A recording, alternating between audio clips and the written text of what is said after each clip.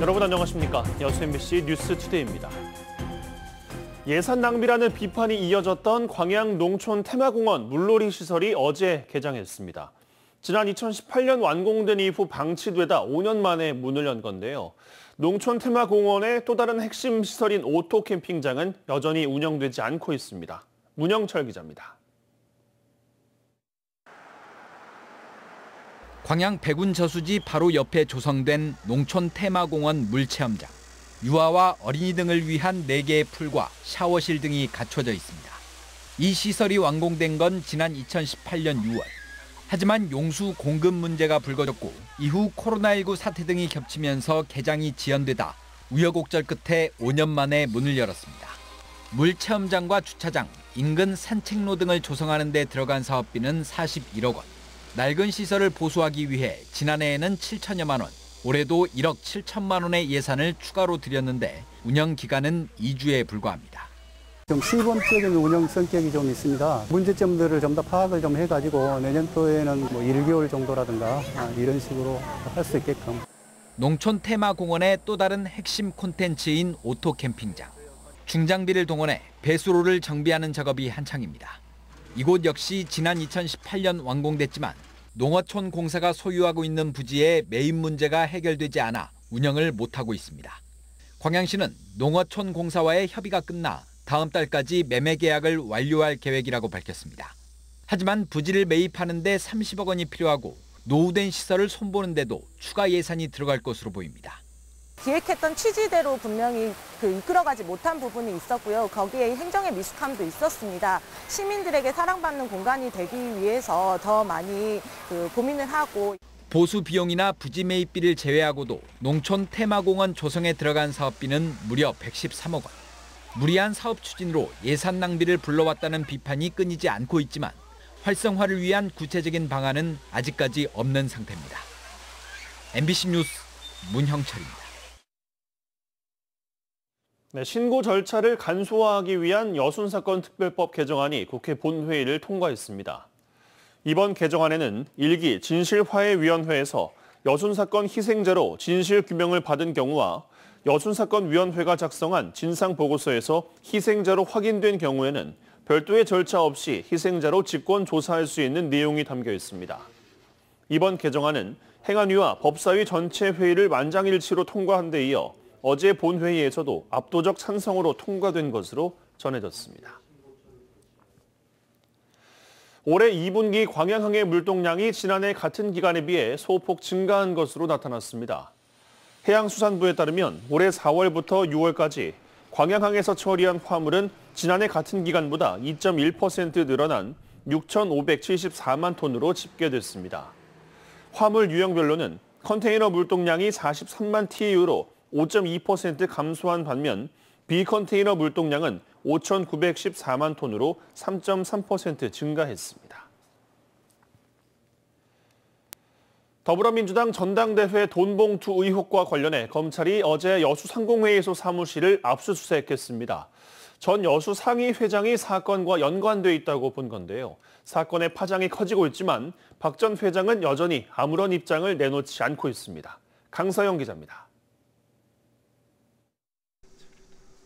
여수 상공회의소 사무실, 서울중앙지검 반부패 수사이부가 박용하 전 여수상위소장을 정치자금법 위반 혐의로 입건하고 여수상위 사무실과 자택 등 15곳을 압수수색해 회계 자료를 확보했습니다.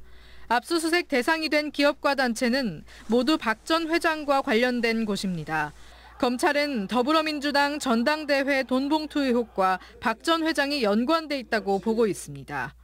박 전 회장은 여수상이 재임 당시 송영길 전 민주당 대표의 후원 조직인 먹고 사는 문제연구소에 상위 운영 목적에 맞지 않게 8천만 원을 기부한 의혹을 받고 있습니다.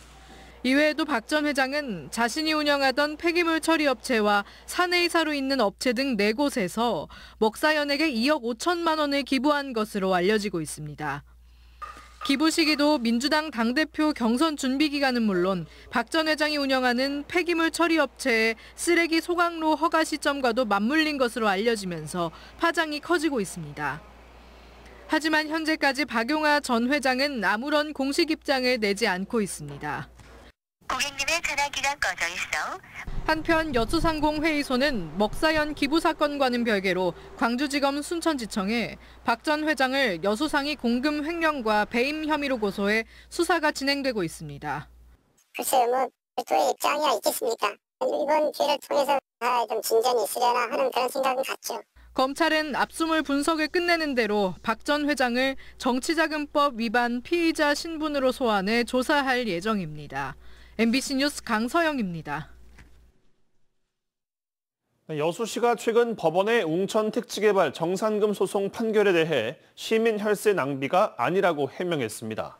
여수시는 여수 복합신도시 개발이 법원에 제기한 웅천특지개발 정산금 소송에 대한 1, 2심 판결과 관련해 시가 환수한 수익 정산금 4,025억 원 가운데 과다 환수금 595억 원을 반환하라는 판결이라며 시민 혈세 낭비가 아닐 뿐 아니라 소송 패소로 보기에도 어렵다고 밝혔습니다. 시는 이와 함께 여수 복합 신도시 개발이 사업 과정에서 약속한 150억 원의 공익기금 출연도 촉구할 방침입니다. 최근 장마와 광주시립 제1, 2요양병원 파업 장기화 속에 해외 출장을 떠난 강기정 광주시장에 대한 비판이 이어지고 있습니다. 진보당 광주시당은 어제 기자회견을 열고 강 시장은 기록적인 폭우와 의료 재난이 벌어지고 있는 상황에서도 10박 12일 유럽 출장을 떠났다면서 지금 당장 귀국해 광주시의 의료 재난을 해결해야 한다고 주장했습니다. 민주노총 광주본부도 성명을 내고 예고된 폭우에도 강 시장은 해외 출장을 간 것이라며 책임 있는 자세가 필요하다고 비판했습니다. 전남 민주시민 토론학교 학생들이 프랑스 파리에서 독도는 우리 땅을 외쳤습니다.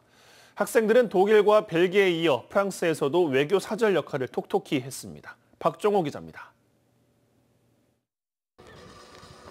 프랑스 파리 한복판에 모인 전남 학생들. 양손에 태극기를 들고 음악에 맞춰 몸을 움직입니다. 독도가 대한민국의 땅이라는 사실을 세계인들에게 알리는 플래시몹. 찬바람이 불고 이슬비가 내렸지만 준비한 동작을 큰 실수 없이 해냈고 프랑스인들의 높은 관심을 끌었습니다.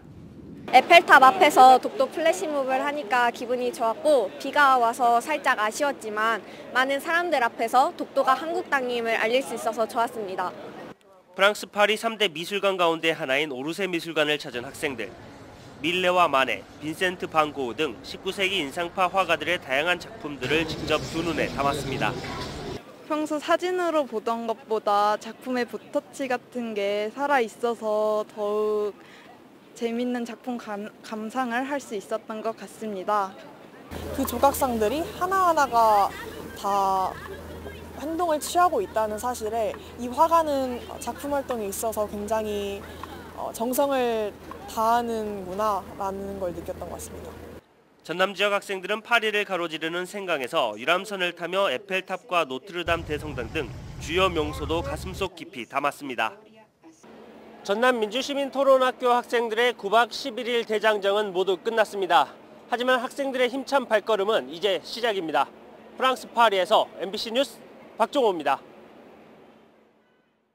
여수 금오도 항로의 야간 여객선 운항이 시작됩니다.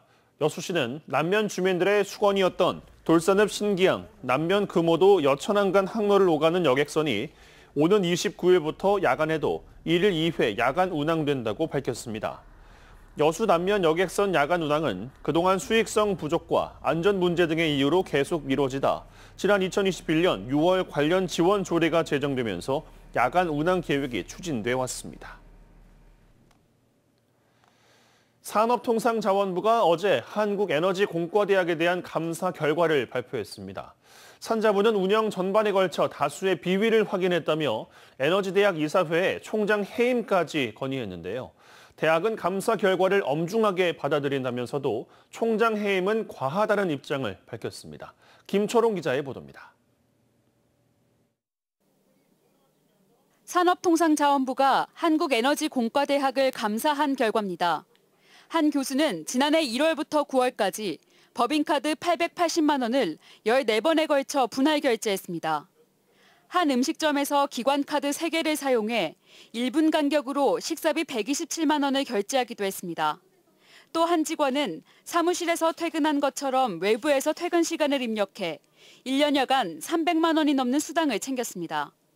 산업부가 에너지공대를 감사한 결과 운영 전반에 대한 이 같은 비위를 확인했다고 밝혔습니다. 법인카드 부적정 사용 관리 264건에 1억 2천만 원과 시관의 수당 부당 수령 1,700만 원, 연구비 목적 외의 사용 2천만 원 등입니다. 이사회나 산업부에 알리지 않고 내부 결제만으로 직원 급여를 최대 3,500만 원까지 인상하기도 했습니다. 막대한 적자를 보고 있는 한전하고 그 한전그룹사, 정부 지자체 출연금으로 조성된 예산을 사용하고 있는데 고통이 분담되는 상황에서 기관 운영 전반에 대해서 규정 위반하고 또 이런 직원들 기강해이 행위가 대거 발생하는 상황이라서 이에 따라 산업부는 공대 이사회에 총장 해임을 건의했습니다. 또 기관 경고 주의 조치와 비위 관련자 6명 징계, 부당 수령한 근무수당 등 5,900만 원에 대한 환수 조치를 요구했습니다. 에너지공대는 감사 결과를 엄중하게 받아들인다면서도 지적된 문제들이 총장 해임을 요할 정도로 중대한 사항인지는 받아들이기 어렵다는 입장입니다. 또 감사 규정에 따라 재심의 요청을 검토할 계획이라고 밝혔습니다. 지난해 개교한 이후 1년 반도 안 되어 출연금 삭감에 이은 총장 해임까지 요구되는 상황. 세계 인류대학과 경쟁하며 에너지 분야 세계 10위 공과대학으로 성장하려면 안정적인 학교 운영이 우선되어야 한다는 지적이 나옵니다. MBC 뉴스 김초롱입니다. 네, 광양시가 임금 협약에 어려움을 겪고 있는 지역 기업과 플랜트 건설 노동자들 간 노사 갈등을 중재하기로 했습니다. 민주노총 전국 플랜트 노조 전동경서지부는 어제 입장문을 내고 광양시가 임금 교섭을 시청에서 개최하는 등 갈등 중재에 적극적으로 나서기로 합의했다며 이같이 밝혔습니다. 플랜트 노조는 광양제철산업단지 전문건설인협의회와 올해 임금 교섭에 나서면서 다른 지역과 비교해 인상을 요구했지만 간극을 좁히지 못하고 최근 부분 파업과 집회에 나섰습니다. 32일간 이어진 이번 장마가 광주 전남의 역대 최다 장마 평균 강수량을 기록한 것으로 나타났습니다. 광주 기상청에 따르면 올해 장마 기간 평균 누적 강수량은 758.7mm로 기상 관측을 시작한 지난 1973년 이래 역대 최대치입니다. 장마 일수는 평년 수준이었지만 광주 54.1, 순천 63.6mm 등 1시간 만에 많은 비가 쏟아지면서 기록을 경신한 것으로 풀이됩니다. 5.18 기념재단이 5.18 민주화 운동을 왜곡하고 폄훼한 게시글 886건을 발견해 삭제 요청했다고 밝혔습니다.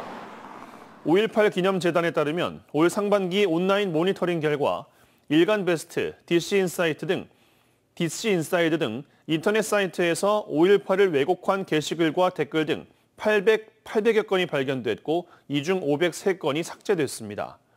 이번에 발견된 왜곡 콘텐츠 중 5.18 민주화 운동에 북한군이 개입했다는 내용이 44%로 가장 많았고 폭동이 38%, 지역 비하가 18%로 뒤를 이었습니다.